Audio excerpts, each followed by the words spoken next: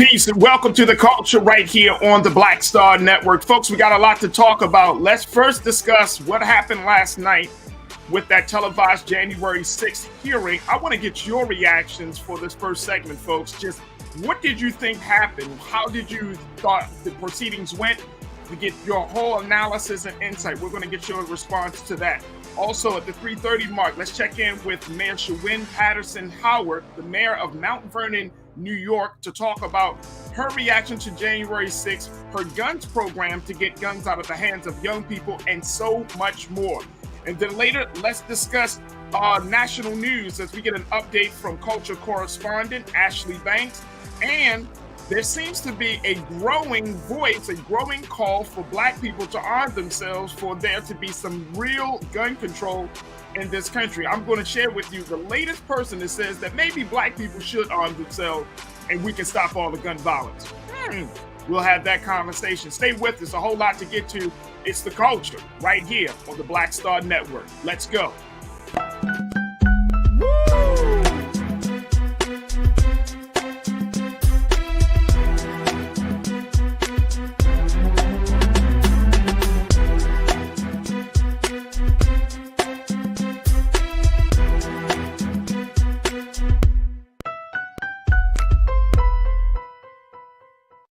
All right, folks, good evening. Well, good afternoon and welcome to the show. A lot to get to, so let's jump right into it. I'm very excited because there is a big conversation happening right now about what happened last night as the January 6th committee hosted its first televised hearing, a hearing that across the board that has gotten a lot of people just talking and saying, wow. Yep, folks, this was the hearing where there were two witnesses that were brought to testify. The two witnesses being a Capitol police officer and a documentary filmmaker, both came to talk about why it's important for us to really have a full understanding of what happened on January the 6th. And so I wanted to start off the show today simply getting your responses and your reaction to everything, because I think that it's important, right? I mean, this is one of seven. Check this out, folks. One of seven televised hearings we're going to see from the January 6th committee, which was co-chaired by Representative Benny Thompson, the Democrat out of Missouri, and Representative Liz Cheney, the Republican out of Wyoming. And folks, let me just tell you, as I was watching it, now I've seen a documentary about January 6th. I've been keeping up with the news. But this was really compelling stuff. This was some compelling stuff. And as the committee said beforehand, before last night's televised hearing, that they were going to show previous unseen footage of what happened, they definitely lived up to that promise. So first and foremost, I want to share with you some of the remarks that was made by Representative Liz Cheney as she laid out the premise and the reason and the basis of this hearing. Check this out. Tonight and in the weeks to come, you will see evidence of what motivated this violence, including directly from those who participated in this attack. You will see video of them explaining what caused them to do it. You will see their posts on social media. We will show you what they have said in federal court. On this point, there is no room for debate. Those who invaded our Capitol and battled law enforcement for hours were motivated by what President Trump had told them, that the election was stolen and that he was the rightful president. President Trump summoned the mob, assembled the mob, and lit the flame of this attack. You will also hear about plots to commit seditious conspiracy on January 6th, a crime defined in our laws as conspiring to overthrow, put down, or destroy by force the government of the United States, or to oppose by force the authority thereof. Multiple members of two groups, the Oath Keepers and the Proud Boys, have been charged with this crime for their involvement in the events leading up to and on January 6th. Some have pled guilty. The attack on our Capitol was not a spontaneous riot. Intelligence available before January 6th identified plans to, quote, invade the Capitol, occupy the Capitol, and take other steps to halt Congress's count of electoral votes that day. In our hearings to come, we will identify elements of those plans, and we will show specifically how a group of Proud Boys led a mob into the Capitol building on January 6th. Tonight, I am going to describe for you some of what our committee has learned and highlight initial findings you will see this month in our hearings. As you hear this, all Americans should keep in mind this fact. On the morning of January 6th, President Donald Trump's intention was to remain President of the United States, despite the lawful outcome of the 2020 election and in violation of his constitutional obligation to relinquish power. Over multiple months, Donald Trump oversaw and coordinated a sophisticated 7-part plan to overturn the presidential election and prevent the transfer of presidential power. In our hearings, you will see evidence of each element of this plan.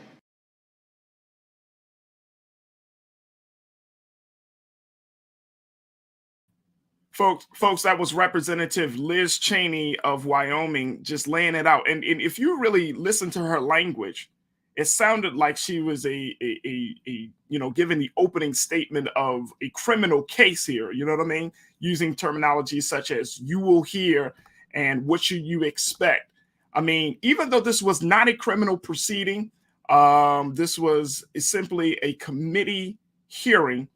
This was a strong indictment against the former president and his colleagues and his supporters. I want to go to your comments right now, because so many of you are starting to check in on our Facebook page and on our YouTube channel, which we absolutely love and appreciate.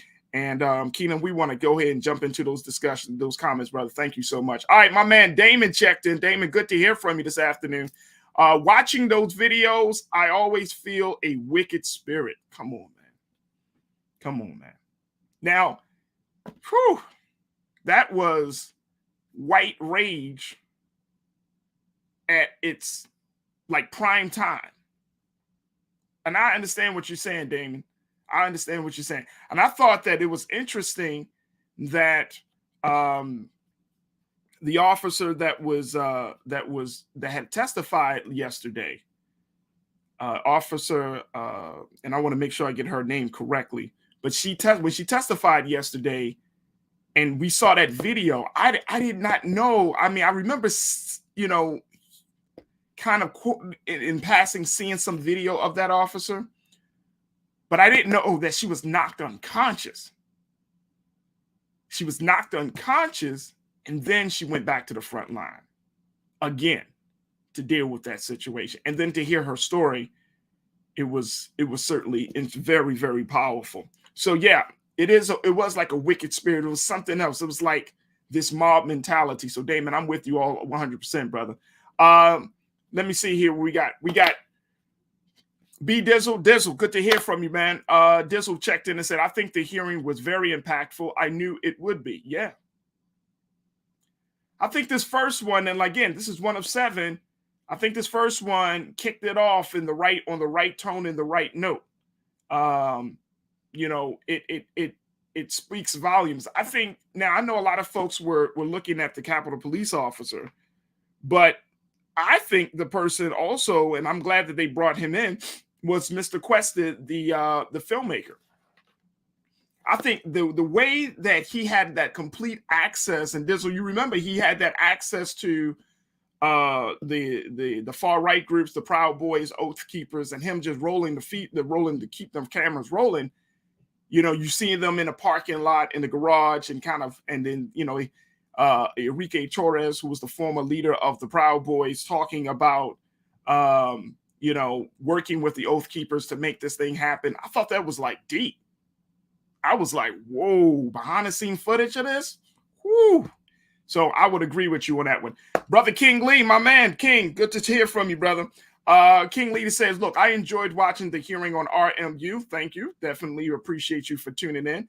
I enjoyed our RMU's family's comments. Always, if you want to get a big moment, you want to see big news happen, and we're streaming it, definitely check in for the comments, folks. As for the hearing, it was very interesting. I'm looking forward to next week's hearing. Yep, me too. Next week's hearing is on Monday, the 13th at 10 o'clock a.m. So it's very, very interesting. And I'm sure Dizzle King, Damon, y'all probably picked up on the fact, if y'all did not know, Fox News did not carry this hearing, folks. I wonder why. I wonder why Fox didn't carry this hearing. No, I'm serious. They did not carry the hearing.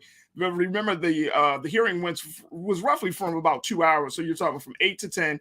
From 8 o'clock to, I think they had Tucker Carlson on. And I was saw some Twitter folks on Twitter saying that he had no commercial breaks. Then they went straight into Sean Hannity, who had no commercial breaks. Fox News didn't carry this to, like, all your major TV networks. And they the only one. Guilty. So King, I appreciate you. Thank you. Shalinda, check it in. Shalinda said all that was involved should not be in or run for office, including Clarence Thomas. Yeah, all that who was involved should not be in or run for office. I've been saying that, Shalinda. If Donald Trump is on the ballot for 2024, if he's on the ballot for 2024, folks, after all of this evidence, damning evidence against his involvement in this whole thing, we know where this country stands. I mean, we already knew, but that was like, oh, okay. So y'all just don't give a damn. Okay, cool. Bet. If he's on the ballot, and to your point, Shalinda, if Clarence Thomas and his wife, come on. Now, we can't do nothing about Clarence Thomas because that's a lifetime appointment. But, I mean, something could potentially be done. Because the talk right now is Attorney General Merrick Garland would be watching this whole situation as well. So, it's not just us as the citizens and constituents. It's the Department of Justice is looking at this as well. So, if they're on the ballot in 2024, that's all I'm going to say. If they're on the ballot. Danita, so Shalinda, thank you so much, sis, for checking in. Danita checking in as well. Danita said last night's videos were bonkers. Bananas. That's all I'm going to say. They were bananas, folks. Last night's videos were bananas and bonkers. And it makes you think, like Representative Benny Thompson said it. He was like, you never would have thought that you would have had to defend the Capitol. And he was talking to the Capitol police officer. You never would have thought you would have had to defend the Capitol from its own citizens. So I think that speaks volumes. Chris V. Chris, good to hear from you, man. Chris, what you got to say? Let's put it up there. Chris checked in and said, Trump is already trying to say Ivanka didn't understand how elections work when the elections were stolen from him. Right. You know that called? Like, I think he thinks he's trying to protect her like she didn't have any knowledge of anything. But come on, Mr. President, Mr. Former President. She was one of your closest advisors, along with Jared Kushner and others, Stephen Miller. She was right there in the room. There's a documentary, and that was playing on Netflix. They're probably going to re-air it now, but there was a documentary about January 6th, and there's footage. And I'm telling you, folks, in this documentary, I thought this was powerful. The documentary, I think, just came out last year. But there's footage of a couple of things. One is footage of Ivanka standing next to her dad during the whole rally on January the 6th, before they went to the Capitol. There's also talk of Oath Keepers providing security to President Trump and other folks close to him in his around some of his top advisors and top allies. They were providing security on that day. Okay, so yeah, but Trump, he thinks that he's trying to protect her like she didn't know anything. But please, everybody know Ivanka Trump is a little bit smarter than her dad. And right, and Joel, thank you so much, Officer Caroline Edwards. Officer Edwards, that's her name for the Capitol Police officer. Thank you so much. All right, let's go to Karen M. Karen M, thank you so much for checking in, and folks, keep it going. as we're having this conversation. Karen said, thought I would just catch highlights, but Hudson had it on and found myself drawn in more than I thought in between helping kiddos with stuff. Right. See, I think a lot of us, we were probably like, all right, let me, then you start sitting there, you're like, I just want, oh my, what? Like, you know what I mean? It was like one of those moments, because that's how I felt. I was like, all right, let me just see what's going on. Let me see if this is going to be a bunch of, damn, that's pretty compelling. Wow. You know what I mean? Like, it just drew you in. And I think they hit it at the right time. This is on the production side of things. Like 2 hours it was like a movie. It was like 2 hours, boom. Just enough time for you to not lose complete interest. So you kept it on, you like, 2 hours, and actually you're like, oh man, that thing went fast. But they hit you. And just that little window of time, 8 o'clock to 10 o'clock, we're still, you know what I mean? You coming home, you finish dinner, they hit you right there, and the next thing you know, you like, you go to bed thinking about America's future. Karen, thank you so much. McCole, check it in. McCole, check it. Let me share with you. McCole said, I didn't realize that 5 police officers died because of January 6, 2021 insurrection. What happened on January 6 was pure evil. 5.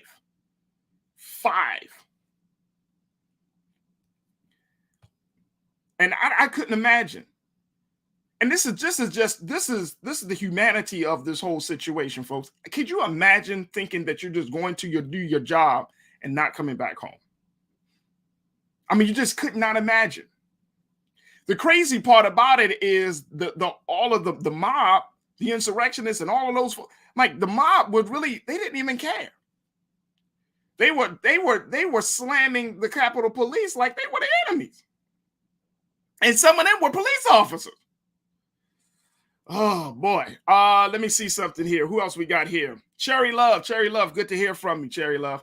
Cherry Love said it was nothing but a bunch of ignorant, entitled watch your mouth. Acting like they had no home training. Sick, bastards, okay? And how dare it take this long? Trump needs to be in prison for life.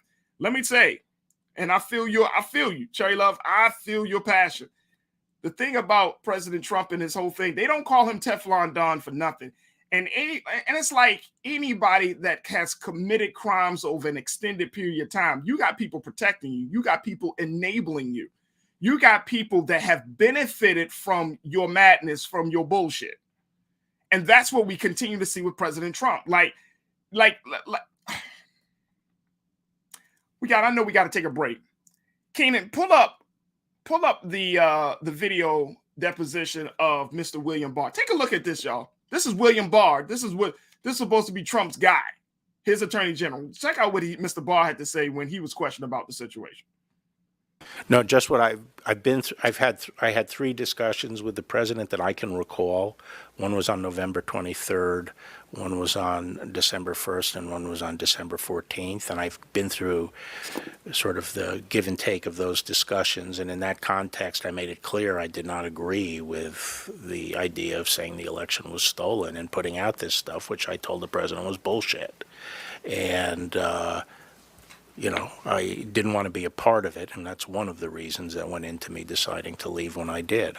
I observed, I think it was on December 1st, that, how can you can't live in a world where the incumbent administration stays in power based on its view, unsupported by specific evidence, that there was fraud in the election. Ouch. That's the former attorney general, folks. The guy that President Trump was always trying to buddy up and butter him down. And, hey, you riding with me, right? You see his whole mannerism. This wasn't like a forced situation. And I know people lie, but I don't think he's lying when he said, I didn't agree with the president. I told him, this is bullshit. Like, you could clearly say, you could tell he wasn't riding, or he wasn't selling them wolf tickets. Y'all feel me? And so it's powerful. That's what happens when you are getting into a position of power. You get all these yes people and enablers around you, and then you try to bring more people of influence in. And then they ride with you until the ball is dropped, until accountability has to be made. And then next thing you know, boom, they like William Barr. I ain't never believed the man in the beginning. I told him it was a button. All right, we want to get one more in before we take off next pause. Karina Denise, always good to hear from you, Karina. Karina, what you got to say? You said, I'm telling y'all, if GOP regain power in 2022, there will be no election in 2024. We should expect an installation instead. Manchurian Candidate. Y'all know that movie. Get the old school and get the one with Denzel too. Manchurian Candidate. But on a real sense, folks, real talk. If this, and if you got 7 parts of this over these next few weeks, I think it may change. It may change public opinion. It may actually sway public opinion. I didn't think so, but after last night, I was like, it may actually change public opinion. Because one of the big things that I had to keep in mind is like, who is this committee really for? Who is this public hearing really for? Is it for those of us who already say, no, Trump was at the root of it? We already see that. Some of us will already believe it. Or is it for a group of Republicans that are still on the fence about it? Like, I don't know. Or is it for independent, undecided voters who are both Democrat and Republican? I had to keep that in mind. Like, who is this for? Who's the target audience of this thing? Now, of course, we all took it in, but some people are going to be swayed by that. And I think that's what one of the things that the Democrats is actually betting on, that someone is going to be swayed by this evidence, by this testimony, by all of this. So you got to keep that in mind. Like, we got to step out of our specific, view of things and say, okay, if I was somebody who did not have any understanding of this or who did not care about this, and I finally tuned in, would I be swayed by this? I think you would be. Look, I got to take a quick pause. When we come back, more of your thoughts. We'll continue the conversation about what happened with January 6th. When we come back, I'm going to be checking in with Mayor Shawyn Patterson-Howard, who is the mayor of Mount Vernon, New York, to get her take on this situation, as well as some other things. Continue to keep your comments coming. Continue to share your insights and posting your thoughts, and let's continue to have the conversation. Folks, we're just getting started, so stay tuned. It's all happening here on The Culture, only on the Black Star Network. Let's go.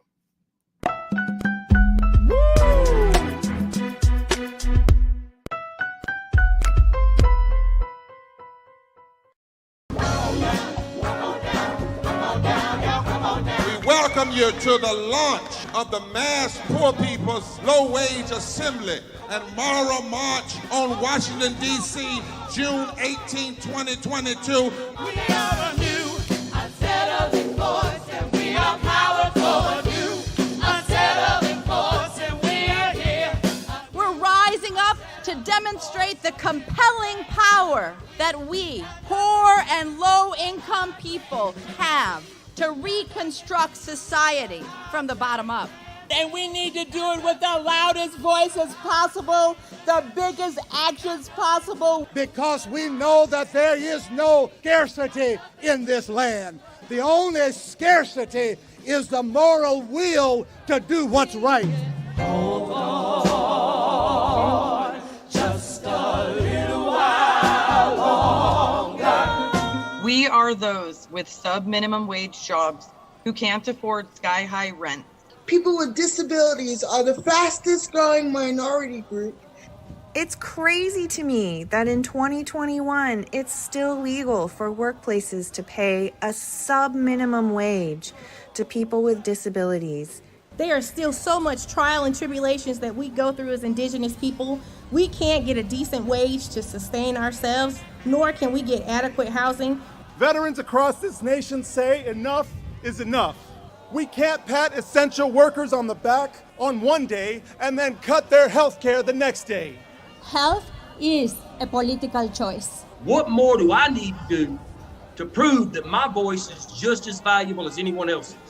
There are still forces in denial that would try to slow walk our transition to a clean economy and a just future for us all. We have an immoral system run by immoral people.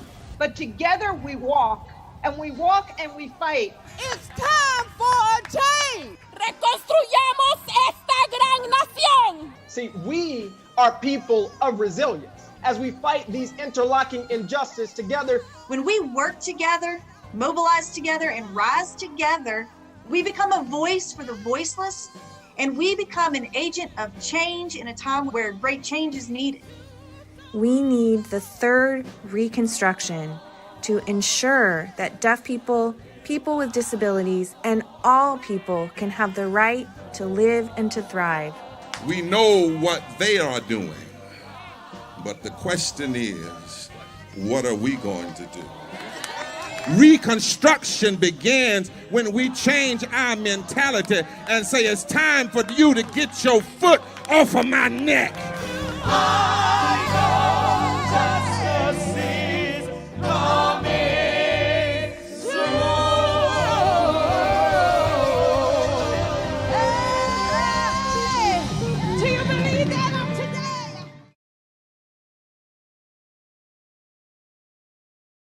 Pull up a chair, take your seat. The Black Tape with me, Dr. Greg Carr, here on the Black Star Network. Every week, we'll take a deeper dive into the world we're living in. Join the conversation only on the Black Star Network.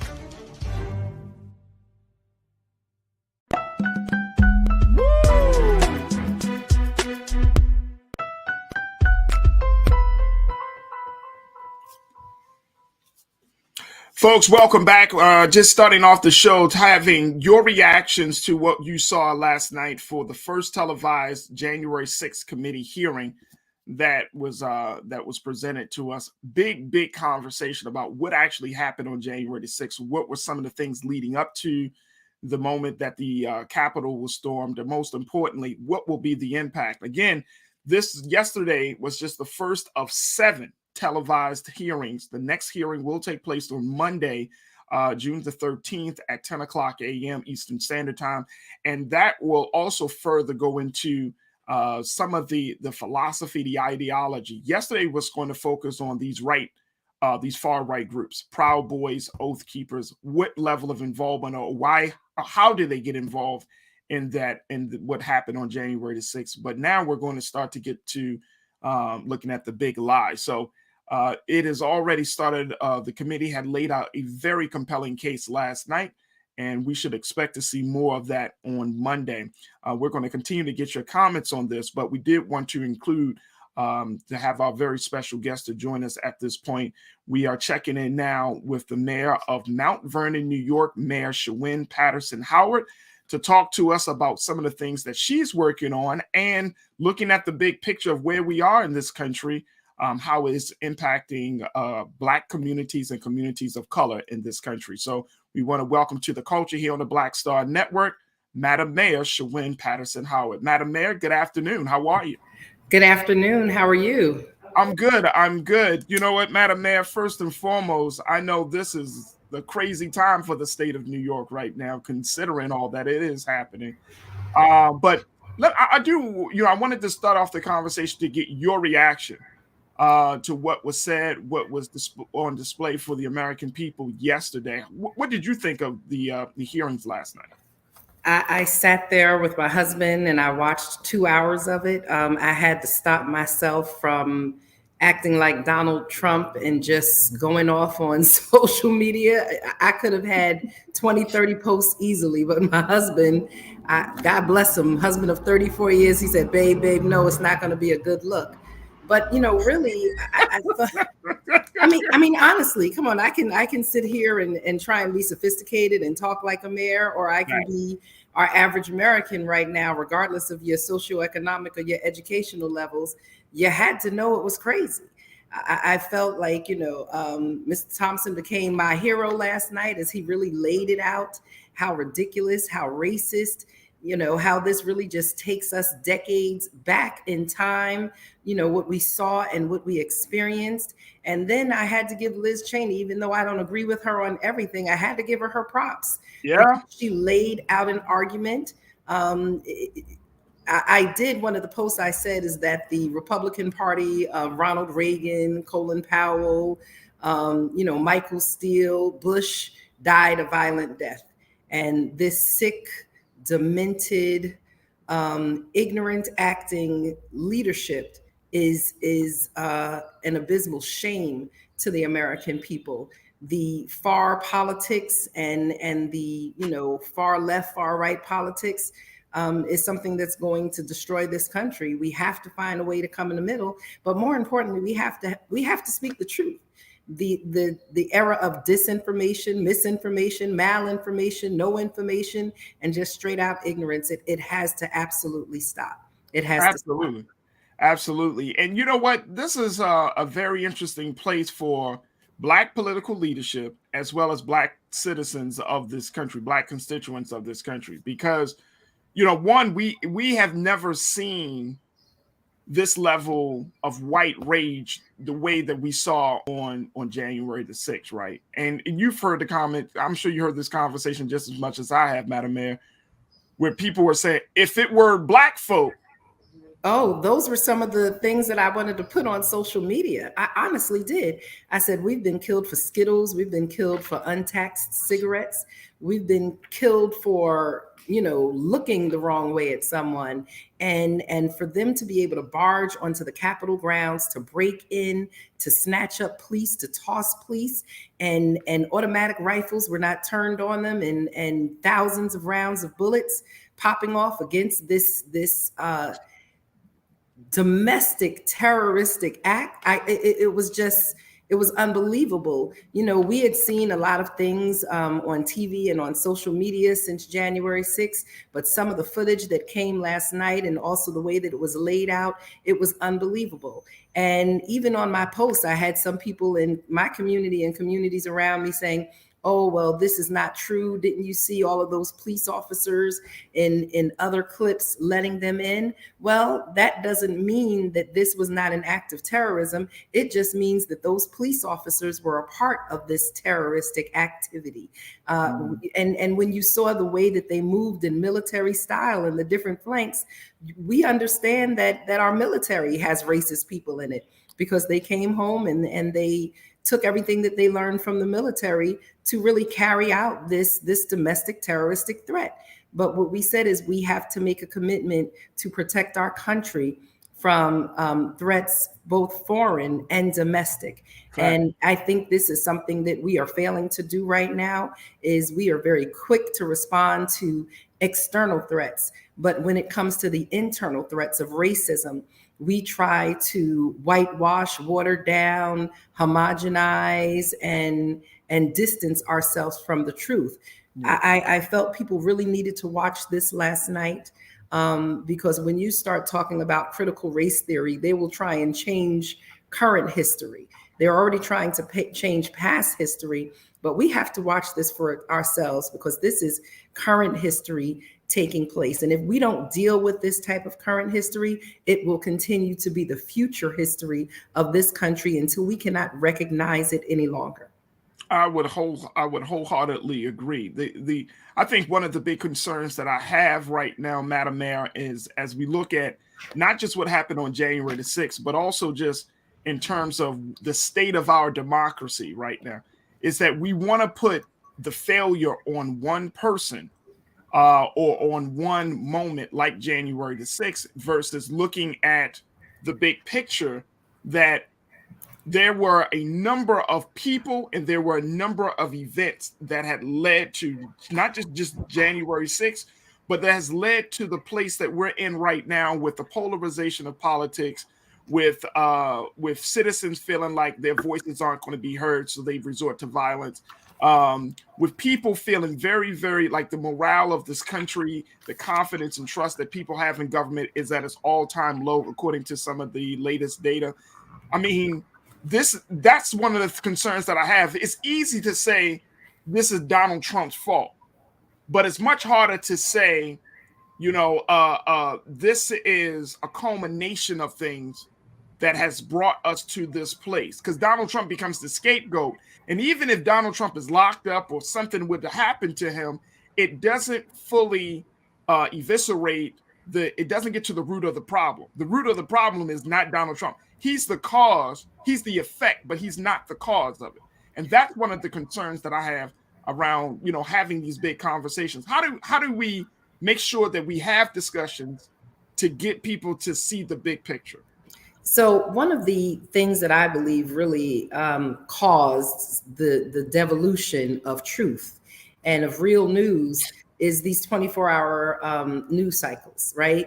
Because there's just nothing to talk about. And so we talk about it incessantly around the clock, Monday through Monday. And it provides people an opportunity to make up all type of alternative thoughts and opinions, and they begin to present them as facts. And there is such a appetite for salacious news that lies become truth and truth becomes questionable. And it happens on a national level, it happens on a state level, it even happens on a local level. And so when you talk about the lack of trust and the lack of confidence in government, it goes all the way from the top to the bottom, and we are confronted with it. We were at the United States Conference of Mayors Conference in Reno, Nevada last week, and we had a workshop on that, how to deal with misinformation, disinformation, and malinformation. There are three separate things, but at the end of the day, it all comes to the same thing, whether it's an organized attempt to lie and throw dirt on people's name and discredit people, or it is loosely, something that people are doing randomly. It is widespread, and it is definitely impacting the way we communicate, the way we connect with community, the way we have to deal with lies, and the way that we're able to focus on governance. We've moved so far into politics that the art and the necessity of governance has almost died. And in my community, that's something that I want to focus on. I want to focus on governance. I think politics is what they can play in the federal government at the federal level, in Congress and in the Senate.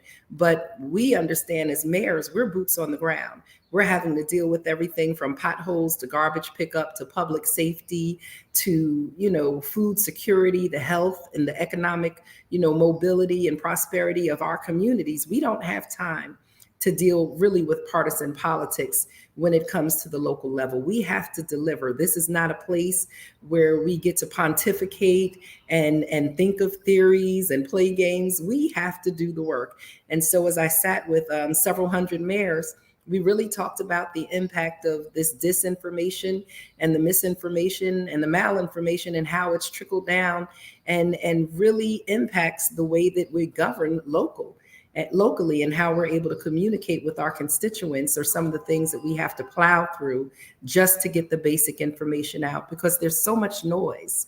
There's so much noise. Absolutely. And I'm so happy that you mentioned that, Madam Mayor, because I'm finding that because there's so much noise, so many people have essentially just drowned it out. People are just like, I'm not listening to any political leader. And especially among Black folks, right? Like Black people, we're in this very precarious position right now. By us, we're seeing what's happening as a result of white rage with January 6th. But then we also understand that both Democrats and the Republican Party have not done enough to make the quality of life for Black people in this country the best. So we're in this position where we're like, damn, that's messed up. What happened? We want to see, that needs to be dealt with January 6th, man. Those white people are crazy, quote unquote. But then we're like, damn, if I'm going all in for them, why aren't they all going all in for me? And that's the position I think that Black folks are in. And so it's like we're in this, for lack of a better word, like a dual citizenship in sort of speak, because we're like, where does our allegiance lie? And so, like, how do you resolve or at least reconcile those two realities for Black people in this country? So, definitely, again, as we were looking at the January 6th hearings and the presentation last night, and I was also following my social media, just like you said, a lot of the Black people were saying, like, really, who cares? We know nothing is going to happen. We've only seen people get probation. No one's going to jail. No one's getting hung. No one's hanging a noose on the Capitol Hill steps to deal with these treasonous, these racists, these domestic terrorists. And we have bigger things like inflation and poverty and health and crime in our communities and mass shootings and local shootings that are happening. We don't have time to look at this anymore. And so a lot of people have lost confidence that anything will happen and that this is just really a political exercise. And nothing will result from it. And so why are we spending our time having the conversation? I think we still have to have the conversation. We have to have the conversation, but we also have to focus on the things like crime and poverty and inflation in our jobs, in our communities. We have a record low history right now of unemployment, but then at the same time in our local communities, you have a lot of people still saying they're looking for work.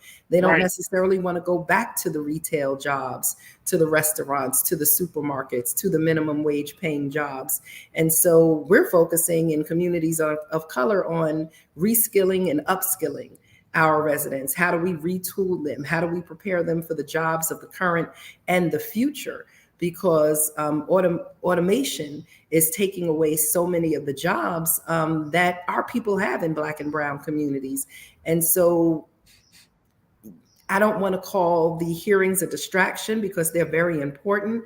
But at the same time, like I said, locally, we have to make sure our residents and our communities are getting jobs, that they're getting the training that they need, that we're putting together an electrical vehicle infrastructure as things change over, that we are making sure that our children are being educated, because when they're not properly educated, they're becoming part of the criminal justice system. And so there's such a tension between some of the national issues that are very, very important, because national issues can easily become local issues. And then how do we balance what's happening in our communities locally and making sure that we are dealing with the local issues, because we know all politics are local as well. So there's a major tension, I think, especially as leaders of color, that we have to deal with. We can't get lost.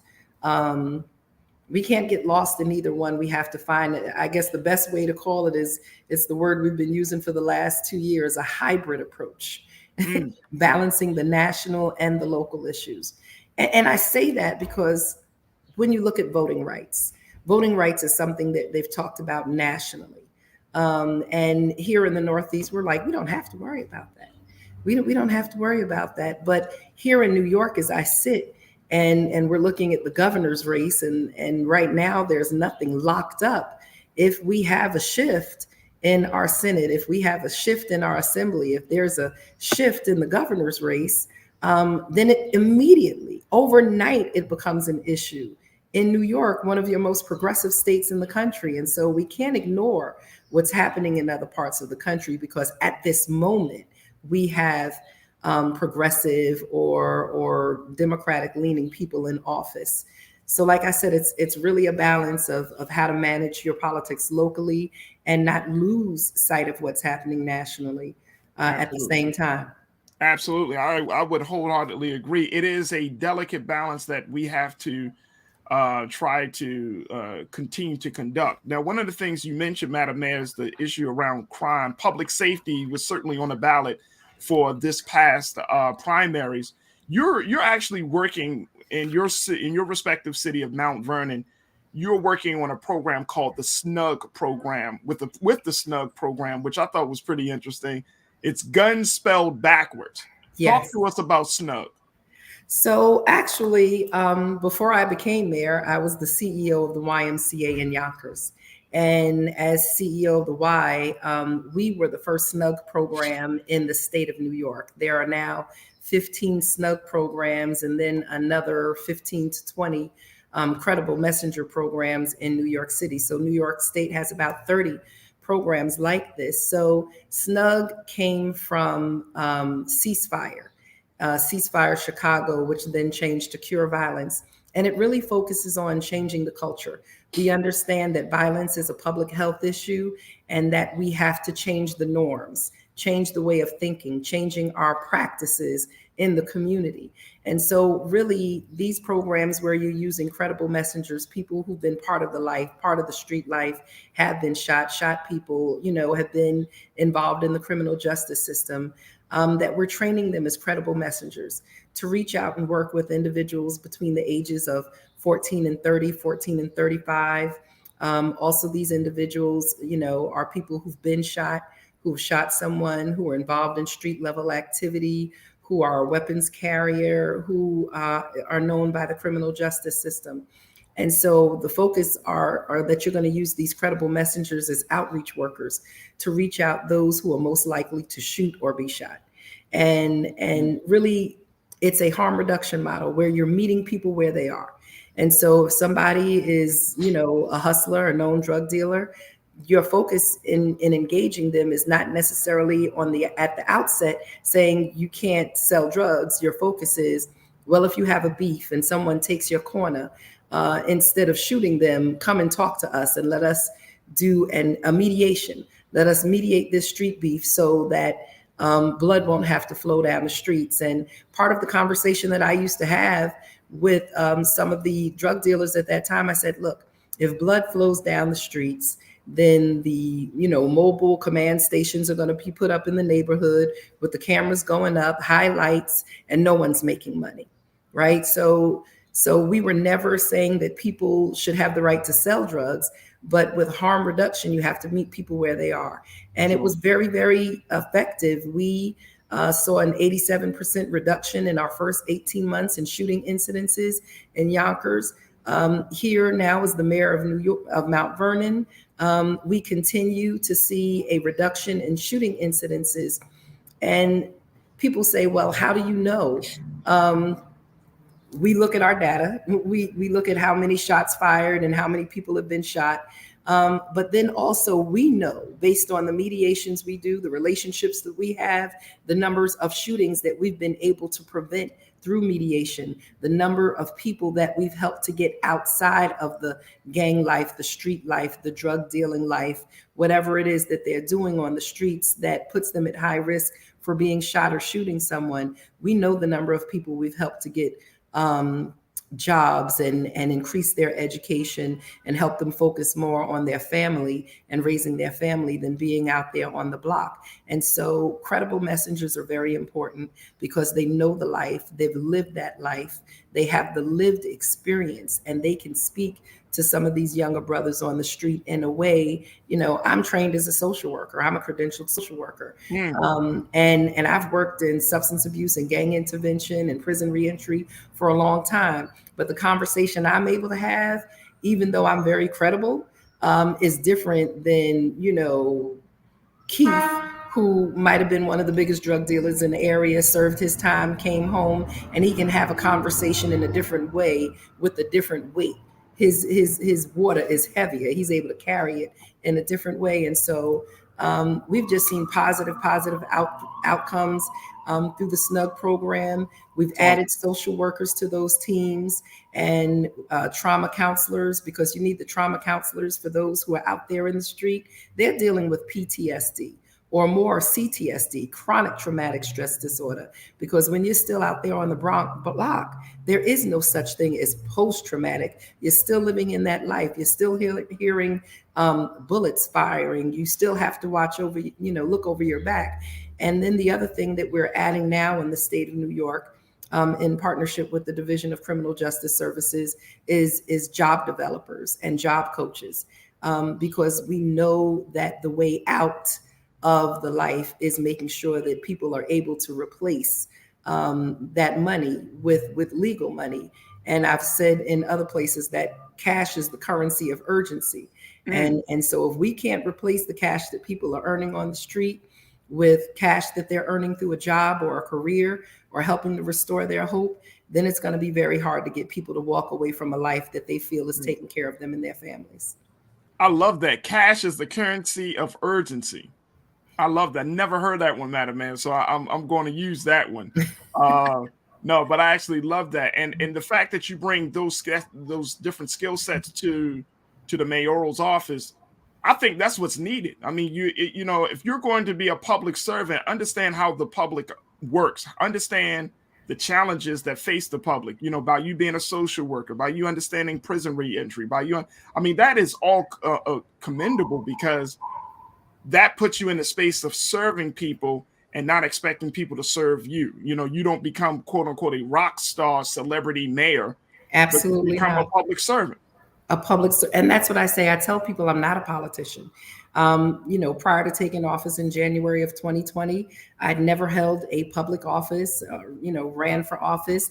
I was a PTA president. I was a Girl Scout troop leader. You know? Wow.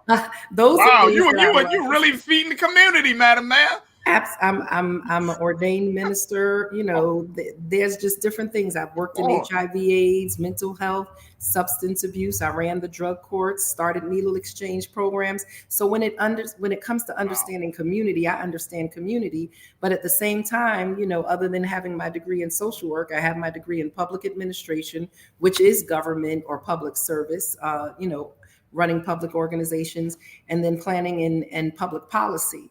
And so I just feel that my educational background, my lived experience, and my professional background brought me to a place where I'm able to serve the community through a different lens, understanding that we have to create a dignity economy. And I can't take credit for that one. Dignity economy comes from Mayor Lumumba out of Jackson, Mississippi. So I can't take credit for that. The great mayor of Jackson, Mississippi. Yes, ma'am.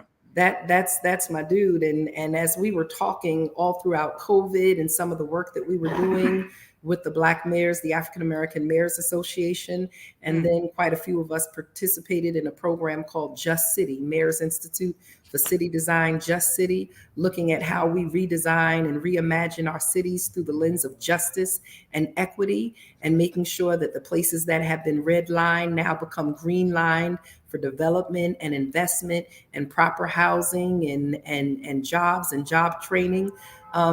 You know, we talked about really creating that dignity economy. In COVID, we exposed those deep fault lines of disparities and divestment that have been happening in our communities. They were exposed fully for what they were. And we started talking about being able to finally see people, the people who we've ignored, the essential workers, those working in supermarkets, people who are making the community function. And we wanted to make sure that we did not lose sight of the essential workers. We wanted to make sure that we continue to see them. And there are some people who've lived on public benefits for their lives. There are others who fall in between the gap of having, you know, being middle class and being impoverished, who have never been eligible for anything. So how do we make sure we're starting to address their needs, our working class poor? How do we get them to come to the table and say, I need some assistance, and have them be able to come to a table in a way where people are not making them feel like they're just coming to get a hand out, but a hand up. We have too many people who are precariously perched on the brink of homelessness and who are food insecure. And if we're not addressing them, then we are losing too much of our population. And so Mount Vernon signed on to Mayor Tubbs. He created it, the program called Mayors for Guaranteed Income, where we're working with 200 families to provide them with $500 a month, not just to pay rent or to buy food. We're not being prescriptive. We're giving them $500 a month on a debit card, and they get to use it for whether it's food or utilities or housing, you know, transportation, or if on a Friday night or a Saturday night, after working and getting their 2 weeks of pay, they're able to take their kids or their families out for family dinner. Because that is a part of dignity. Who wants to work and get a paycheck every week or every other week and not be able to do anything fun for their family and for their children? Just because you're poor or working class poor doesn't mean that you don't deserve the opportunity to go out to a nice restaurant, take a little vacation. We have to have something that motivates people to continue to show up every day at work. We've seen the Great Resignation. We've seen the Great Resignation in the midst of COVID, that people are tired of working the frontline jobs being paid minimum wage and being told that they should be happy that they have a job. And so that's why I think right now, a lot of your restaurants and your retail stores and those frontline jobs are having a hard time finding people, because people want to be treated with dignity. They want jobs that are going to allow them not just to take care of their bills, but to live with their to take care of their families and start to step up and move forward. People are looking for opportunities for economic mobility. And if we don't create those opportunities, then we're going to see a widening of the haves and have-nots, and we're going to see different waves of crime coming in our communities if we don't begin to wake up as America and start to deal with these issues of inequity. Let me just tell you something, Madam Mayor. Folks are checking in on our Facebook and YouTube page, loving what they're hearing from you. I hope and pray that your ideas and the experience that you bring to the table serves as an inspiration for the next generation of public servants, especially mayors, because Lord knows we need mayors that bring that same level of compassion and love and understanding to the office. And so, I'm happy. I'm happy to hear that you're doing some great things. I hope you watch out for those political pitfalls that that will hem up some of our great Black political leaders. That you sidestep all of those the little traps that are set out, because once you get into a system like this, you know it and I know it, that once people of good intentions with great experience and have a serious love and commitment to the people in their hearts, then you become a target. You know it, and I know it. So, I just really hope and pray that, your journey, the work that you plan to do and your team will be able to just navigate through all of that and get some real things done. I'm here to make sure that Black people in particular win. We need some wins, whether it's in Mount Vernon. It's time for us to win. I'm in Baltimore, so we need some wins. Mount Vernon, Baltimore, Chicago, wherever we are, small city, small town, big city, we need some wins.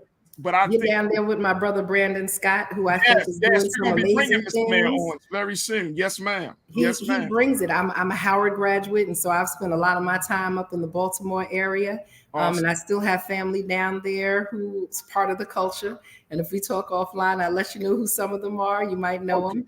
I think I might know them. I'm gonna say these are three things that I asked God when I agreed to run for mayor. I said, allow the weight of your anointing to be heavier than the weight of the assignment. 2, toughen my skin, but allow my heart to stay pure so that I could hear you, and most importantly, serve your people. And 3, help me not to become them.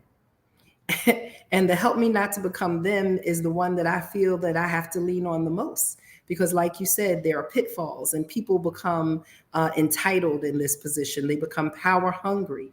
They feel like they have a right. I tell people this is a job like any other job, and you have to meet metrics, and you have to be effective and make impact. So I'm not here to impress people. I want to leave a lasting impression on them, and I want to make an impact in my community. Secondly, I know that I don't have a cape. I don't wear a super cape.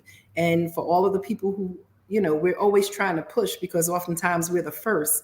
We have to be careful about that cape that we wear, because after we put a lot of bricks on our back, we start flying low, and that cape can easily become a noose because we can get caught up in some things, and lastly, just keep your focus on the people.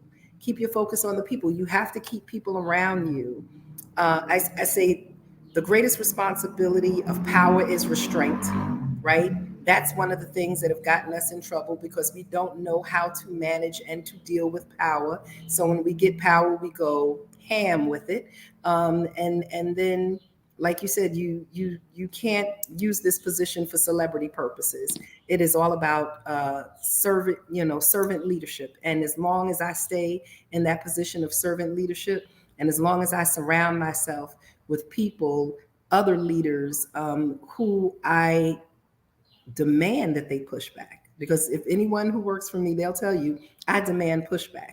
I push back on them, and I ask them to push back on me, because the day that we become an echo chamber, we've lost the focus on the community, and we're just hearing ourselves, and the room gets smaller and the voices get louder, and you lose touch. So you have to make sure you're the type of leader that allows people and encourage and demands your people to disagree with you. You have to set that environment, and you have to stay close to the community.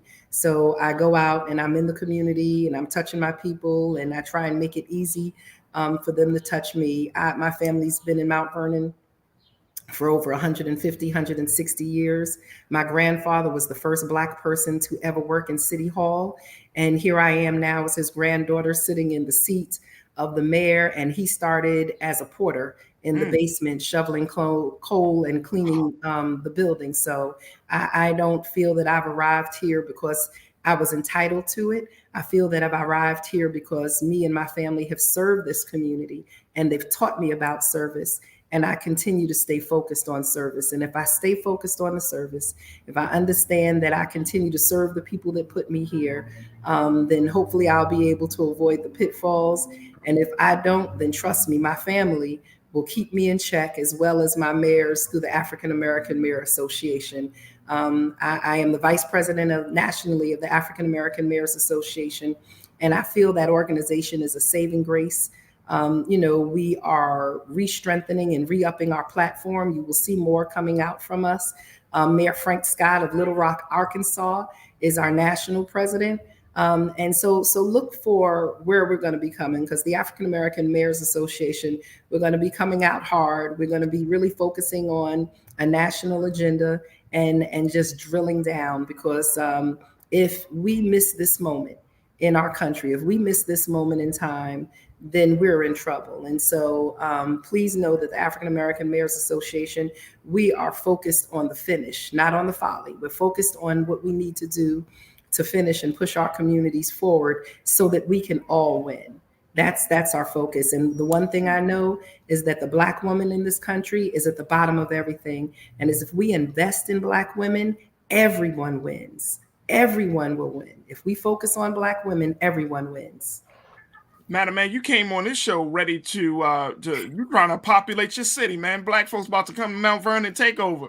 Money earning Mount Vernon, grew up with Heavy D and all of them. Come on, this is what we're doing. That's what you're on doing. Our way back. There we go. Madam Mayor, it has been a real pleasure and a real privilege to have an opportunity to chat with you today. Again, we thank you so much. We thank you for your service and your spirit and your commitment. And, based upon the work that you're doing, we have to say thank you for being so good for the culture. Thank you for your time today, Madam Mayor.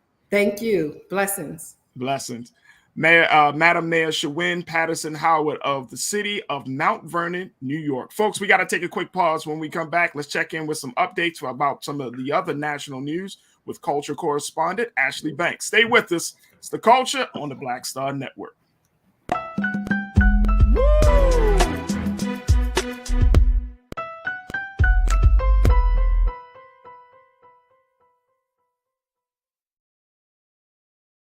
Don't you think it's time to get wealthy? I'm Deborah Owens, America's Wealth Coach, and my new show on the Black Star Network focuses on the things your financial advisor or bank isn't telling you.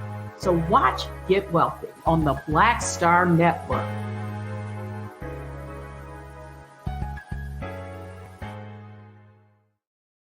Hi, I'm Dr. Jackie Hood Martin, and I have a question for you. Ever feel as if your life is teetering and the weight and pressure of the world is consistently on your shoulders? Well, let me tell you, living a balanced life isn't easy. Join me each Tuesday on Black Star Network for A Balanced Life with Dr. Jackie. We'll laugh together, cry together, pull ourselves together, and cheer each other on. So join me for new shows each Tuesday on Black Star Network, A Balanced Life with Dr. Jackie.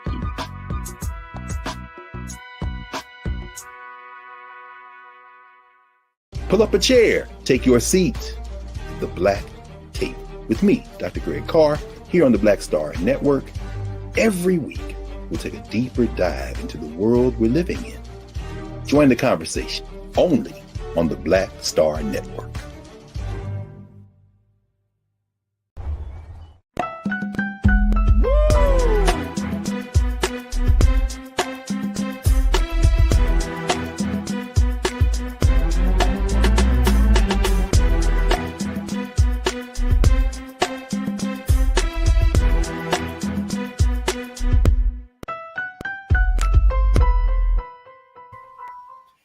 Man, oh man, welcome to the second hour of The Culture right here on the Black Star Network. Folks, man, I really enjoy that conversation that we had with Mayor Patterson-Howard, checking in from Mount Vernon. I might have to make a trip up to Mount Vernon or something just to connect with the mayor.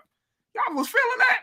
I know so many of you were checking in and were just like, let me just see. I saw fire signs, McCole, Madam Mayor's on fire. McCole, she was on fire. Yep, Damon, I see you, brother. Yeah, Cindy Bay. Yep, I see you. Oh my gosh, so many people. Y'all were just checking in. I'm really glad that we had that conversation. It gives you some hope, right? Gives you hope that, Black folks in office are doing some great work across the country. So Monday, we're going to check in with another mayor. Just an opportunity because they had that big conference out of Reno, Nevada, that we have this opportunity to talk to a number of mayors to give you just a snapshot of what folks are doing around the country. And so we thought it would be beneficial for you to hear for yourselves what political leaders are doing. And, whether they are representing the city or the state that you're living in, it's an opportunity for you to see the big picture of how much work is being done and still needs to be done. All right. So let's check in. Speaking of national stuff, let's check in now with culture correspondent Ashley Banks, who is a well-known journalist, to give us some updates about some of the big news, other news that's been happening around the country. Ashley, good afternoon. How are you? Good afternoon, Farajii. I'm doing all right. How are you? I'm good. All right. So there's been I think one of the big stories is the police, the killer of Patrick Lyoya has been charged. What's the latest with that, Ashley? That's right. So Michigan officer Christopher Schur, he actually had his arraignment today. So he was charged yesterday with second-degree murder in the death of Patrick. And so he was arraigned today. He pleaded not guilty to the charge, and a judge decided to hold him in jail. And he it's set for $100,000 bond. And so the officer's attorney has been arguing that he's not a flight risk and that his bond should be set for $10,000, but the judge completely ignored that. And so right now the officer is in jail. That could change, obviously, if he raises money or has the money to bail himself out. And so basically what happened here on April 4th, the officer stopped Patrick because he said his license plate did not match the car, essentially saying that the car wasn't registered and he was using somebody else's license plate. At some point, Patrick got out of the vehicle. A struggle ensued between the two. And then you hear in the video the officer saying to Patrick, "Let go of my taser." And then later in the video, the officer basically pins Patrick down to the ground using his knee and then shoots Patrick in the back of his head, execution style. And so prosecutors are going for second-degree murder. And if the officer is convicted, then he could spend up to life in prison with the possibility of parole. Wow. Yeah. Wow. So this is... this case hasn't been swept under the rug as far as you know, right? I mean, is Michigan, from your estimation, is Michigan taking this case seriously? And that's what the prosecutor said. The prosecutor said, "We brought charges against this officer because we want the public to know that we take these cases seriously." And so the prosecutors want to see justice served. Obviously, Patrick's family wants to see justice served. Patrick was only 26 years old. He's a refugee from Congo. And so I believe we reported on this case when this happened. And Patrick's family is essentially blaming themselves. His dad said they left Congo because there were a lot of issues there. They were trying to escape violence. And he feels like he brought his son over here and this happens. And Right. So it's really sad. Obviously, it's not the father's fault. It's not the fault of any of the relatives. The officer is solely to blame here. And so there was a 6-week investigation into the ordeal. The Michigan Police Department conducted an investigation and another agency conducted an investigation and found that charges were necessary in this case.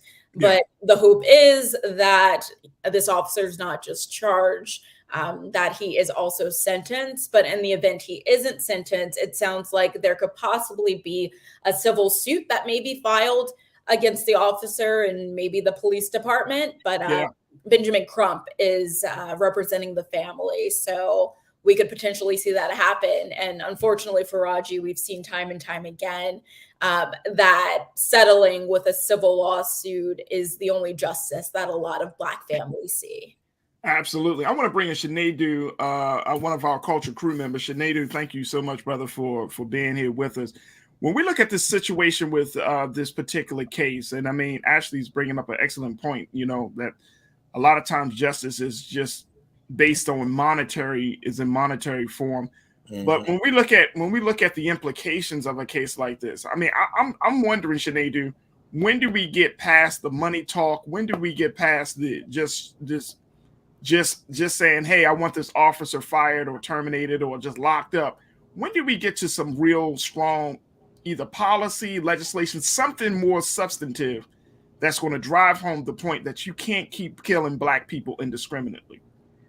Thank you so much, Farajii, for having me. I think welcome, brother. We get to that level when we start to say that money isn't enough, and when we show that by our collective actions. It's rather unfortunate that when situations like this happen in our community, what you usually see, and this is all respects to my good brother Ben Crump, is that Ben Crump is out there and he's supporting the family, and they're fouling and they win or they get a settlement, right? But I'm reminded on when things went down in Atlanta. Was it last year or 2 years ago during that Stop Asian Hate time, how that community came together and they went and got legislation. Yeah. I think it's high time, where with all due respect and not to put an implication on slavery, but where Black people stop setting prices or stop being worth a price. I think it was whose case it was where they said it's the highest civil case. I could care less. No dollar amount means anything to me or our community if it is not followed with actual legislation that will make a change where this doesn't happen again. It needs to be policy and just not pennies for the pockets, because we're worth more than all of the settlement. And I think there has to be some level of a collective in the community where we say we won't allow this to just be a monetarily solved situation. Yeah, I mean that's a great point, and actually from based upon the research and just looking at how this situation is played out, is there some talk about legislation? Is there some talk in Michigan about policy? Are they looking? Is the talk around police reform, is they getting pushed further along because of this case? That's a great question, Farajii. I haven't seen anything dealing with legislation. It's mostly just about getting justice and seeing that this officer is sentenced. But like what was said before, obviously it is important that legislation change, because we continue to have these conversations over and over and over again. It's like, how many times can we talk about these, police brutality and the killings of African Americans, unarmed African Americans, right? It just keeps continuing. And obviously it's easier said than done when it comes to pushing for legislation, right? We need the right people in the government who can push these things through. But it is important. And like what was said earlier, we do need to come together and figure this out, because yes, settlements are not enough. I mean, come on, getting $3 million, $15 million for a family member. What? No. Okay, maybe that may help you out a little financially. Maybe you're struggling, but that's not going to bring the person back. And that's not going to change the systemic issues that we are seeing across the board. But no, to answer your question, at this moment, I have not seen anything in regards to changing legislation in Michigan. And I think that's the other interesting part. I mean, and that's to Shanadu, to your point, brother, you were mentioning that, we just got to stop asking, or at least we're asking for the bare minimum. It's like somebody gets shot, somebody gets killed. How much money are we going to get? And then it's, instead of saying, no, I don't want money. I want some assurance that there's going to be some new policy. Like, I want to talk to the police commissioner. I want to talk to the guy that's responsible for training these officers. I want to talk to, and I'm like Ashley. It's okay. We can keep reporting on it. We can keep talking about it, and this is not a shade on Ben Crump, it's just that we know he's going to come in there and we know where his job is. Break the bank. I'm all for breaking the bank. But then at the same time, it's like, is that the only thing we're doing? Because we can try to break the bank across this country. 1, 2, 3, 4, 5, 6 million, 10 million, doesn't matter. But if they can still do it, then what's the point? Right. That's that I mean, that gets to me. It's like we don't want to pass on this trend, this culture to the next generation. Because then what? I mean, what happens then? It's just it's somewhere enough. We have to say enough is enough. It's not about money. I need something else. Some people may call it reparations. Other people may just call it, justice. But we need something else, something that satisfies the soul and not just our pockets. Yeah. And Farajii, if I may, I would even push further to say, because I'm also not against money, but it doesn't need to be either or. It needs to be this and that, where it's money and legislation, because we do need both. The previous speaker did say cash is the currency of urgency. And yes, that is the base level of what, in a case like this, what somebody may need. But if we're just getting the funds, which I like to remind people, a lot of cities or states, whomever are the ones who have to pay this money, they have insurance policies, if you will. Yeah. And they're good. And sometimes it's our tax money, just saying of how this works. So it's like, that's fine, but it will be better if it's the money coming out, to pay respects to the family or whatever, even though we know you cannot quantify a life to a dollar amount. But I think it would be a legacy changer if a legislation now follows that. And in the point of not dismissing Ben Crump, I think Ben Crump is doing his job as it pertains to getting the monies for the family. And attention. And I think, and this is my thing, I think we need to play this like ping pong or pass the baton. There needs to be somebody on the other end who brings the equivalency that Mr. Crump brings for the legislation portion. Absolutely. And this is one of the things, Ashley and Sinead, do that one of our watchers, Janine, checked in and said, and Ariel, if we can post Janine's comment very quickly, which I think is a comment that we have to have. Again, this is not a shade on Attorney Ben Crump. I mean, Janine might be throwing shade on the attorney, but she's asking Crump getting all this money from Black Death, but how is he using that money to get policy change and lobbying? Now, I don't know. But here's the thing. He's doing his lane. He's in his lane, right, Ashley? So at this point, it's like, to Sinead's point, having somebody else to pass the baton to. Now, all right, now we're going to break the bank. Now it's time to break the, City Hall. Now it's time to break the State House with new legislation, new policy. So I don't know what he is doing, but I don't think it's fair to put all of that on him either. No, not even a little bit. He's an attorney at the end of the day. That's his role. He's an attorney. And like Sinead said, he's doing his job. He's supposed to be representing families and making sure that they're getting some sort of justice, because like we said, in a lot of cases, we don't see these officers go to jail. So I'm sure in Crump's mind, by getting these settlements, at least it's something. It's not everything, but it is something. But when it comes to, let's say, the money that Trump may be earning based off of these lawsuits, that's his money to do whatever he wants to do with it. He still has to, earn a living, pay his bills, support his family and such. But it's not his role. Security. Right. Then it's not his role necessarily to lobby or be an activist. He's being an activist through being a lawyer, but he doesn't have the expertise when it comes to pushing legislation, right? Or pushing other things. That's not his role. And we have to remember, he's representing Patrick's family right now, but he's also representing tons of other cases. He has a whole law firm. He has a lot that's going on. And once again, this is not his lane to lobby for legislation. Sure, he can attend certain events. Sure, he can be a spokesperson for certain things, but that's not his title. So like Sinead said, it would be great if there was somebody who could essentially take on that role to handle these things. Absolutely. All right, we're going to take a quick pause. When we come back, I know, Ashley, you got some more updates for us, so we're going to get back to that in a few moments. Sinead will continue the conversation with you. And, of course, folks, we want to hear your thoughts and your comments, so keep posting them, and we'll do our best part to get to what you have to say. All right, stay with us. A lot more in the final 30 of The Culture here on the Black Star Network. We'll be right back.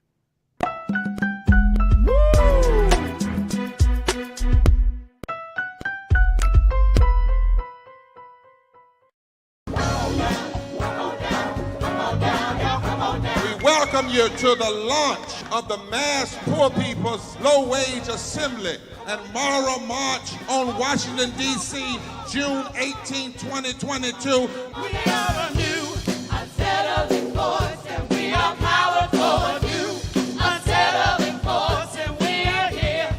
We're rising up to demonstrate the compelling power that we, poor and low-income people, have to reconstruct society from the bottom up. And we need to do it with the loudest voices possible, the biggest actions possible. Because we know that there is no scarcity in this land. The only scarcity is the moral will to do what's right. Hold on, just a little while longer. We are those with sub-minimum wage jobs who can't afford sky-high rent. People with disabilities are the fastest growing minority group. It's crazy to me that in 2021, it's still legal for workplaces to pay a sub-minimum wage to people with disabilities. There are still so much trial and tribulations that we go through as Indigenous people. We can't get a decent wage to sustain ourselves, nor can we get adequate housing. Veterans across this nation say enough is enough. We can't pat essential workers on the back on one day and then cut their health care the next day. Health is a political choice. What more do I need to do to prove that my voice is just as valuable as anyone else's? There are still forces in denial that would try to slow walk our transition to a clean economy and a just future for us all. We have an immoral system run by immoral people. But together we walk, and we walk and we fight. It's time for a change. Reconstruyamos esta gran nación. See, we are people of resilience. As we fight these interlocking injustices together, When we work together, mobilize together, and rise together, we become a voice for the voiceless, and we become an agent of change in a time where great change is needed. We need the third reconstruction to ensure that deaf people, people with disabilities, and all people can have the right to live and to thrive. We know what they are doing, but the question is, what are we going to do? Reconstruction begins when we change our mentality and say it's time for you to get your foot off of my neck.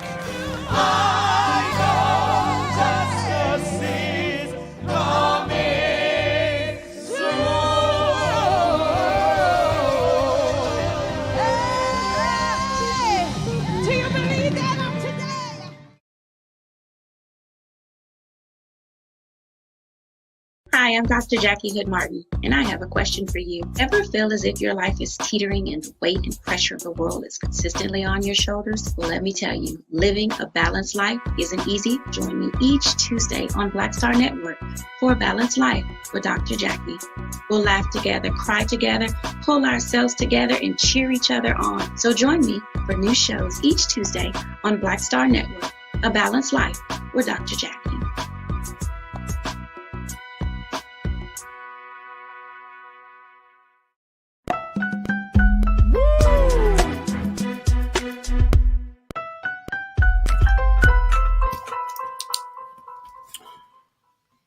Folks, getting national news update with culture correspondent Ashley Banks. We're also joined by culture crew member brother Sinead and Kwafor to talk to us about some of these issues.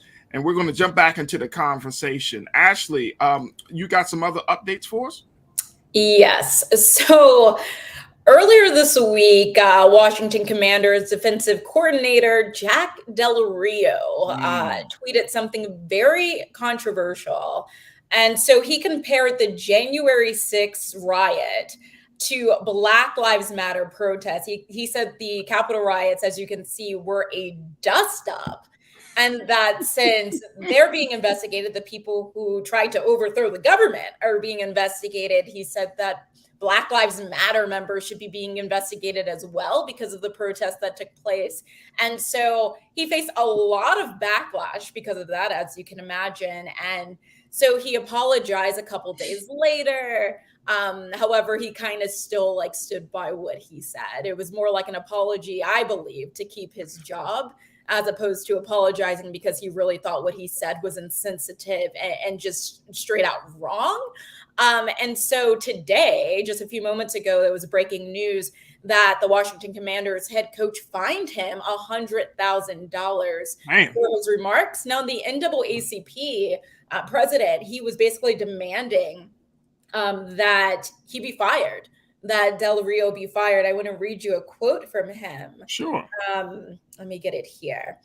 Downplaying the insurrection by comparing it to nationwide protests, which were in response to a public lynching, is twisted. You can't coach a majority Black team while turning your back on the Black community. It's time for you to pack it up and step off the field. And I completely agree. It makes no sense. Now, the Washington Commanders went through this whole thing of changing their name from the Redskins to the Washington football team to the Washington Commanders because it was insensitive to Native Americans, right? And they're supposed to be this team that cares about the community and they want to be politically correct. And then we have this defensive coordinator out here doing the total opposite and disrespecting a team that is majority Black. It's like, dude, why even say anything at all? Like, no one even asked you. And here you are giving your unsolicited opinion. No one needs to hear it. It's just ridiculous. But he gets to keep his job for now. And he's being fined this $100,000 that more than likely won't even hurt him. That's why I got my man Sinead on. Because he deals with diversity, inclusion, and equity. Sinead, please explain to me. When this happens in the workplace, right? I mean, of course, it's the NFL. The NFL doesn't care about good character. I'm convinced at this point. They don't pay you for character. They pay you to win games, right? Performance. But when this stuff happens, like okay, the NAACP is saying Del Rio needs to go. The Washington Commanders saying, oh, he can stay, we'll fine him. But the players got to still deal with this guy. The team staff, everybody got to still deal with this guy. What do you say to them? What, in terms of creating a unified culture or unified space in the workplace? What can be said at this point, Sinead? It's hard to create unification when somebody created a schism, a division that was unnecessary. The fine in itself is a joke. And we just said that before the break about, money compared to actually doing something. What is this money? The same money that he might pay for this fine. I'm sure some group that agrees with him will raise that fund in less than 5 minutes.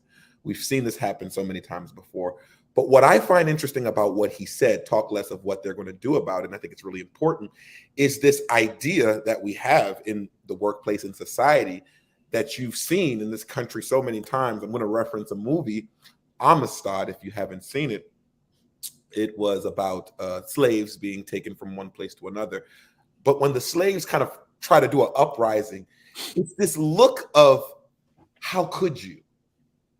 Who do you think you are to stop us or present thyself in such a way or whatever? And I say that to say, like, when I think about people who make comparisons to Black Lives Matter, it's as if we were just supposed to sit there and take these societal things and just be okay with them. And once we started to combine and come together and speak up, it then became, well, who do you think you're comparing? Let's sit here. You're comparing black folk, okay, minorities, Right. who are demanding human rights, compared to a militia who is storming the Bastille, for lack of better words, of the most powerful nation in the world, storming their capital. You're comparing that to Black Lives Matter. It's an issue. It's an issue there. I think this gentleman definitely needs to be fired because there needs to be consequences that are not always codified in just a payback. Like there has to be a sign that shows that this isn't tolerated, because now the point is now being pushed upon him and thinking about what he said and how good or bad. But Farajii, you made the best point yet. His teammates have to now sit there in that trauma as they play in the richest African-American county in the country. I put that in context because it's like, you can't get a break. It's so hard to be black and get a break in this country. Even in our own vicinity, we still can be insulted. How despicable. And I'm wondering, Ashley, you know, and I know the NAACP often calls for people to be fired or removed from leadership positions. But are there any other groups or organizations that are calling for the same thing? Are NFL players, coaches, anyone else? I mean, this is just a bad look. The NFL can't get nothing right right now. Just, I mean, outside of what it's designed to do, which is to provide football games and teams, but everything else they fall apart on. Is there any other persons that are calling for Del Rio to go? Yeah, there have been countless NFL players who are calling for his resignation. But what I did find, I wish I wrote the name down of one player on the Commanders team who said he doesn't care what Del Rio said. He said as long as he shows up and does his job, he's fine. And I didn't like that. I wanted to. I'm sorry? Was that a black player? Yeah, so I wanted to research to find out if it was a black player or not. So I was like, that would make a difference. I wouldn't be surprised if it were a black player, but it would make a world of difference. I'm going to see if I can find that person for you. But yeah, so people have been calling for him to be terminated. Obviously, he needs to be. He needs to be made an example of, because right now, by him being able to just say this and essentially get away with it, right? A slap on the wrist, $100,000, he's going to say something else and something else. And it's just going to keep getting worse. And other coaches are going to say whatever it is they feel like saying just because they can. And that is not okay, as we know. Totally not okay. Now, I might be going on a limb right now, Ashley and Sinead, but I kind of want people to say what they actually believe, right? And I'm not saying that you got to be blatantly offensive, but I'm saying in this case, like, say it so we know exactly where you stand on a situation. Because my concern is that everybody will be so politically correct that we won't really get to a very authentic place when having these conversations. You know what I mean? Like, I can't tell if white people don't show or don't express some level of racism, we can't talk about racism. You know what I'm saying? If black people don't show some expression of self-hatred, we can't get to the root of self-hatred. So it's like you want, I mean, like, just, and I'm not asking for Pandora's box to be opened here, but I'm just saying, like, if we create this environment, or this culture rather, where people are just afraid to speak their mind, they're going to express themselves in some other way, in some way, shape, or form. And Sinead, I might be wrong on that, but I've seen it. So they're not going to say it in the workplace, but they'll say it on social media. You know what I mean? They'll make little comments at the dinner party or something. Like, a person is what they are, who they are, right? But we can't get to a better place in this country unless we start off from an uncomfortable space. And part of me is like, no, don't be politically correct now. Say that shit. You know what I mean? Just go ahead and say it. That way we can get to the root of it, and then you suffer the consequences. Sinead, what's your take?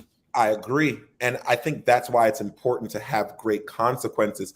Look at the previous story we were talking about the the gentleman that was killed by the police, and they were asking the judge to do something different, and the judge said no. Standing on principle, when I look at my field of diversity, equity, and inclusion, okay, there's going to always be gentlemen or women or whomever like Rio making those statements, but then that's when it's up to management, and we say this all the time, when management is strong, when management is diverse, when things like what Rio said happens, there's easy ways to clip that, because you can't stop people from doing what they do. But what you can do is you can put adequate consequences. And clearly the NFL maybe needs to take a page out of Adam Silver's book, who wants to diversify NBA ownership. Because when you do stuff like that, you have a better committee. Right. And things like this happen, who can say, absolutely not. We're not standing for this. But when ask yourself, without asking yourself, what did the committee who made this decision to find him, what did they look like? What communities do they come from? How much do they identify with what he said? How much of this of the consequence was more of just a reactionary, we have to put a statement thing out there? So I do agree with you, Farajii, that people should express whatever it is they feel.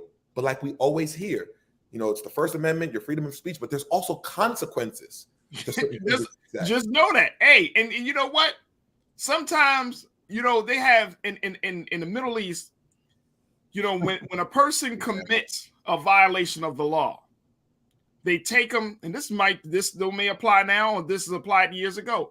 They take them out into the public square and make a big spectacle of it. This person is charged with adultery, and then they publicly punish them. Now, some people say, oh my gosh, that's barbaric, that's brutal, blah, blah, blah. But what that does on the other side of that is that anybody who thinks about committing the same violation, they're going to think twice. Yep. Like, I'm not doing that, bro.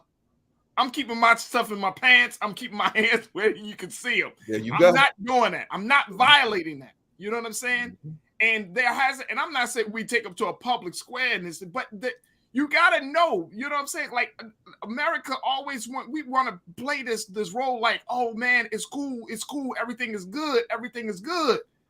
But it's not good. Look at the state of the country. It's not good. We're not good. We're not healthy. The country is not in a healthy place. The country isn't in an empowering space right now. So there's a reason for that. There's no external forces. It's not like China's coming across and saying, okay, we're going to make y'all racist. No, this is stuff coming from the people that live here, that was born here, that was raised here, that was conditioned in this space. So you gotta, it's like a cancer. You gotta expose the cancer in order to take that radiation to eviscerate that cancer. Mm-hmm. So I'm just saying, like, we gotta figure out a different way of handling it. I don't want to be in a space where people looking at me funny and they're like saying things behind my back. No, say that. What you got to say? Mm-hmm. You know what I'm saying? Like, you back in the day, when you traveled in certain states, like the South, you knew what states you wouldn't travel in as a black man or a black woman. You wouldn't go into Alabama. You know what I mean? You would know. And guess what? There was an understanding there, because we know. We don't know now. So therefore, it's like open season. It's open season. Very quickly, Mike V checked in. I want to get this comment very quickly as we wrap up this part of the conversation. Mike V said, instead of the N-word, they call us communists now. That's interesting. That's really interesting. People call me socialist. You know what I'm saying? I'm just trying to be like Ashley. But that's really interesting. Mike, thank you. Appreciate you. Nisa 1971 checked in. Nisa, good to hear from you, sis. He's a wealthy white man in America, so why would he change? Farajii Muhammad, I agree with you. In the South, we have a saying, ain't nothing like knowing. That's it. You remember, people say it's easier. Like back in the day, you knew who the enemy was. Mm-hmm. Nowadays, you don't know. It could be a black man. It could be a white man. It could be a Latino brother. It could be an Asian woman. You don't know. And it's crazy. So, you know, and I'm not saying that we all got to, and I think the identity politics of all of this is the other conversation that we need to have, because we're not going to all walk around and be like, I'm a racist, or I'm a progressive, or I'm this, or I'm that. You know what I mean? I think that's silly, but we do need to create a space that's like, once it's out there, let's put it out there so we can actually deal with it. Ashley, I appreciate your journalism and for checking in with us today. We appreciate the national news updates from you. All right. Well, thank you, Farajii. Absolutely. Folks, we're going to take a quick pause. When we come back, me and Sinead are going to have a conversation about one person who says black people should get some guns. And if black people get some guns, guess what will happen? Gun control, real gun control. We're going to have that conversation up next. Stay with us. It's The Culture on the Black Star Network.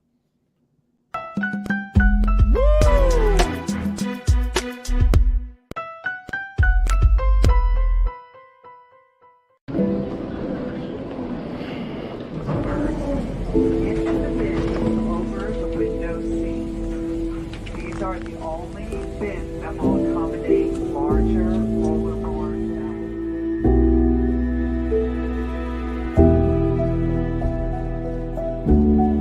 They put 10 in here? 10, and you don't come out till you die. And you eat him, you eat 10. Oh my God.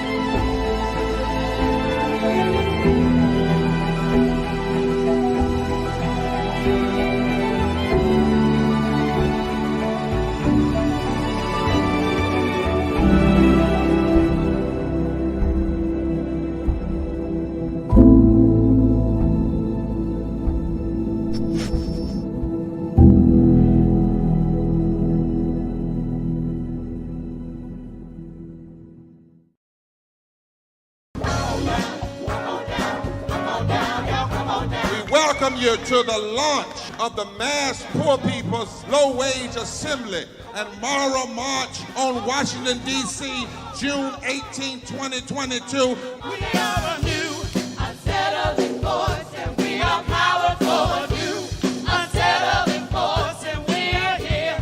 We're rising up to demonstrate the compelling power that we, poor and low-income people, have to reconstruct society from the bottom up. And we need to do it with the loudest voices possible, the biggest actions possible. Because we know that there is no scarcity in this land. The only scarcity is the moral will to do what's right. Hold on, just a little while longer. We are those with sub-minimum wage jobs who can't afford sky-high rent. People with disabilities are the fastest growing minority group. It's crazy to me that in 2021, it's still legal for workplaces to pay a sub-minimum wage to people with disabilities. There are still so much trial and tribulations that we go through as Indigenous people. We can't get a decent wage to sustain ourselves, nor can we get adequate housing. Veterans across this nation say enough is enough. We can't pat essential workers on the back on one day and then cut their health care the next day. Health is a political choice. What more do I need to do to prove that my voice is just as valuable as anyone else's? There are still forces in denial that would try to slow walk our transition to a clean economy and a just future for us all. We have an immoral system run by immoral people. But together we walk and we fight. It's time for a change. Reconstruyamos esta gran nación. See, we are people of resilience. As we fight these interlocking injustices together, When we work together, mobilize together, and rise together, we become a voice for the voiceless, and we become an agent of change in a time where great change is needed. We need the third reconstruction to ensure that deaf people, people with disabilities, and all people can have the right to live and to thrive. We know what they are doing, but the question is, what are we going to do? Reconstruction begins when we change our mentality and say it's time for you to get your foot off of my neck.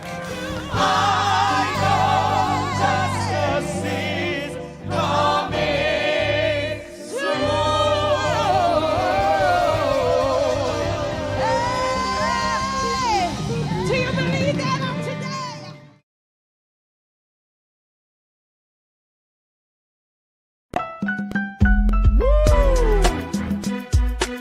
Good job.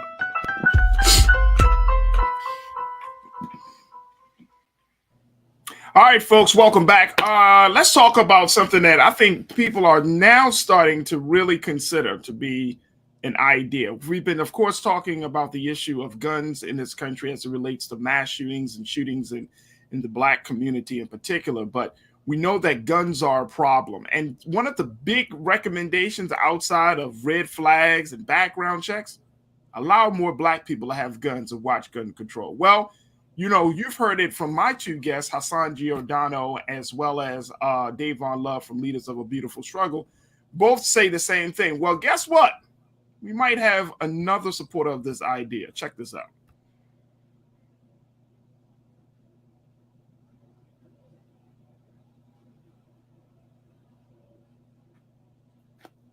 All right, look like we're going to pull up this. We're going to wait on that. I want to bring in Culture Crew member, Brother Sinead. Brother Sinead, real quickly, as we pull it up, looking at this idea of Black folks having guns.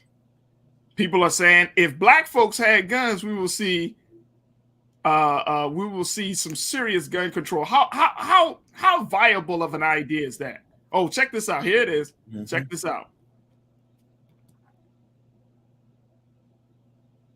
It looks like we got to get some sound on this. All right, let's add some sound to this. I'd like to say this real quick as a gun owner, that taking those AR-15s off the market,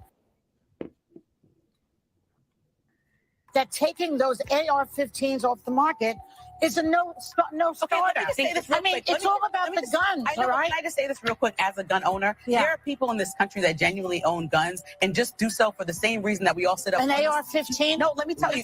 Okay, let me give you a story. There's a man in Connecticut that watched his neighbor have a home invasion and watched their whole family get killed. He built his own AR-15 because Connecticut won't let you buy them, but you can abide by rules that allow you to build them. And then he has one in his house to protect his family because he never wants to see that happen again. He is a Black man. It's odd. Most AR-15 owners are former military, 35 plus and married. So that's all I'm saying is that they're not just crazy people. Okay. Here's the thing. Once Black people get guns in this country, the gun laws will change. Trust me. Boom. That's what happened with the Black Panther. Black people have that. Trust me on That's what happened with the Black Panther. What? Joy Behar? Mm-hmm. Joy Behar? She's telling that to a Black woman? Well,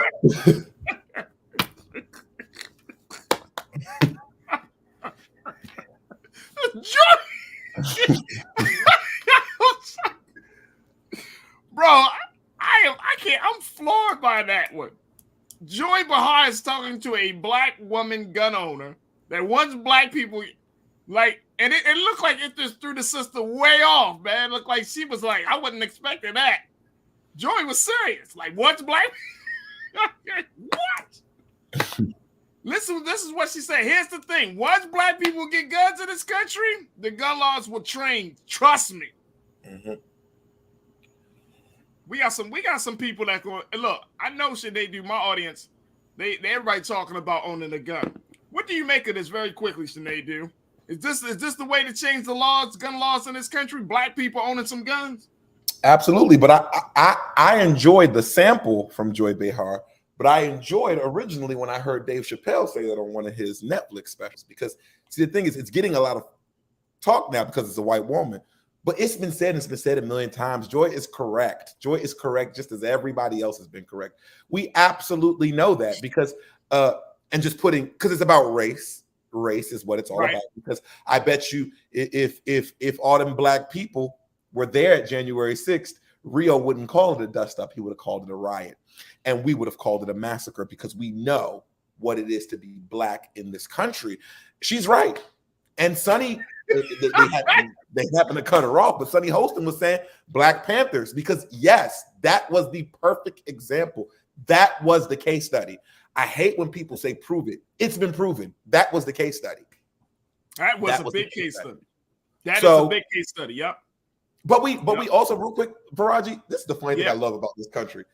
We love to have discussions of things that we know this stuff. We know that would be the case.